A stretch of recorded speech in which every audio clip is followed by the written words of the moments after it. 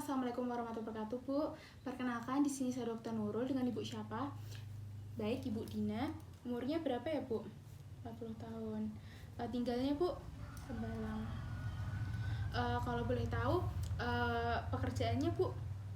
Ibu rumah tangga. Oh ya, Bu. Keluhannya apa, Bu? Oh, ada benjolan di payudara kanan ya? Mungkin udah sejak kapan, Bu? 2 minggu yang lalu. Mungkin untuk kronologinya kok bisa timbul benjolan seperti itu bagaimana ya, Bu? Tiba-tiba atau bagaimana? Oh, tiba-tiba ya, Bu. Lalu mungkin benjolannya itu dari 2 minggu yang lalu, apakah semakin membesar atau tetap, Bu? Semakin membesar ya. Semakin membesarnya itu cepat atau lambat? Oh, biasa saja. Lalu waktu mens gitu apakah ngerasa sakit, Bu, di sekitar payudaranya? Tidak. Lalu untuk di putingnya apakah keluar cairan atau darah seperti itu, Bu? Oh, tidak ya. Baik. Lalu untuk gejala yang lain, apakah Ibu kayak ngerasa demam, lemah, letih, lesu gitu, Bu? Oh, tidak ada. Lalu apakah Ibu dulunya, saya ingin bertanya sedikit, apakah dulunya pertama kali mens itu Ibu di umur berapa ya? 15 tahun. Lalu untuk pertama kali mempunyai anak, Bu, kalau boleh tahu? 25. Lalu untuk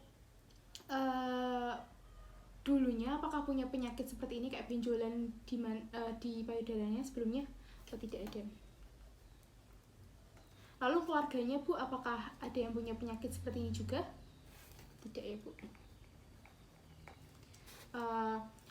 Selain itu, selain benjolan di payudara, apakah Ibu juga merasa kayak ada benjolan di aksi ketiaknya? Oh, tidak ya, Bu. Lalu Ibu untuk dadanya apakah merasa sesak atau nyeri gitu, Bu? Tidak. Kalau nyeri pinggang, Bu, apakah merasakan? Tidak. Lalu selanjutnya untuk linu-linu di daerah tulang paha atau pulang-pulang yang lainnya nyeri gitu, Bu? Oh, tidak ada. Baik, Bu, saya ulangi.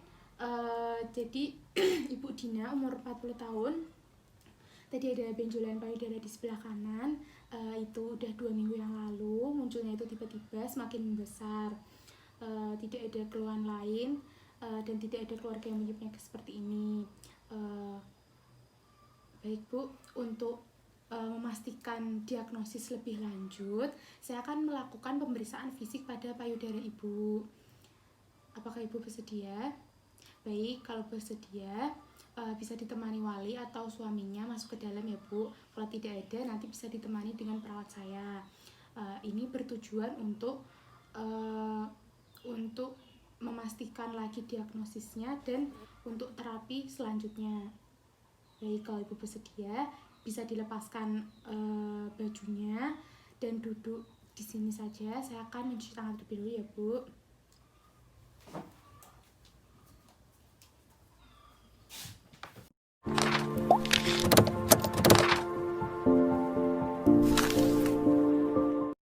Baik, Bu, apakah sudah siap untuk pemeriksaannya?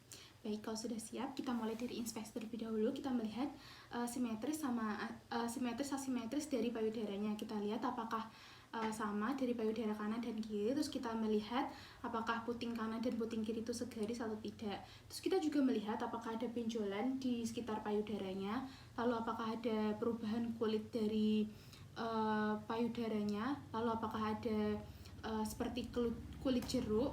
Lalu kita menilai dari mobilitas payudaranya. Ibu bisa berdiri sebentar, bisa diangkat bahunya ke atas, tangannya, lalu ditaruh di samping, Bu, di pinggang seperti ini, lalu membungkuk, lalu tangannya direntangkan di kanan kiri, Bu. Ya, baik, bisa duduk kembali. Lalu selanjutnya saya akan memeriksa dari puting susunya, apakah terlihat cairan atau darah yang keluar dari puting susu.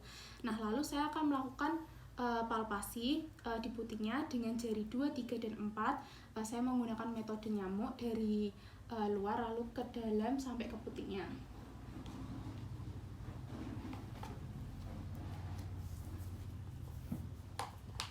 Nah, di sini kita menilai kanan dan kiri dari payudaranya.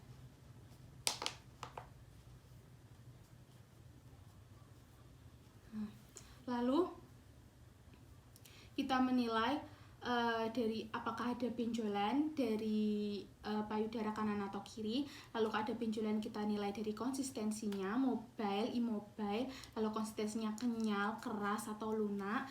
Lalu kita menilai benjolannya itu ada berapa, permukaannya rata atau kasar. Lalu kita nilai dari suhunya itukah apakah sama dengan suhu sekitar atau tidak. Nah, lalu di sini juga menilai dari memencet puting susu apakah keluar discharge atau tidak. Nah, lalu selanjutnya kita menilai dari subaksila. Selain payudara, kita juga menilai dari aksila dari pasiennya. Bu, bisa nanti tangannya bisa ditaruh di tangan kanan tangan saya ya Bu, saya topang, lalu saya mempalpasi di daerah ketiaknya. Nah, kita di sini melihat atau merasakan di sini apakah ada benjolan atau ada kelenjar, kalau ada dinilai berapa, lalu untuk konsistensinya lunak, kenyal maupun keras, lalu mobile, immobile, terus apakah suhunya sama dengan suhu sekitar atau tidak. Lalu dilakukan juga di sebelahnya. Nah, lalu setelah itu selain di aksila, saya akan juga memeriksa di supra dan infraklavikular. Kita dari belakang, dimulai dari supraklavikular terlebih dahulu, lalu infraklavikular. Di sini sama, kita menilai dari pertama itu apakah ada kelenjarnya di situ, lalu kita juga menilai dari kelenjarnya itu berapa, lalu konsistensinya itu lunak, kenyal maupun keras, lalu kita juga menilai untuk permukaannya rata maupun halus, lalu juga kita menilai dari suhunya itu sama atau tidak,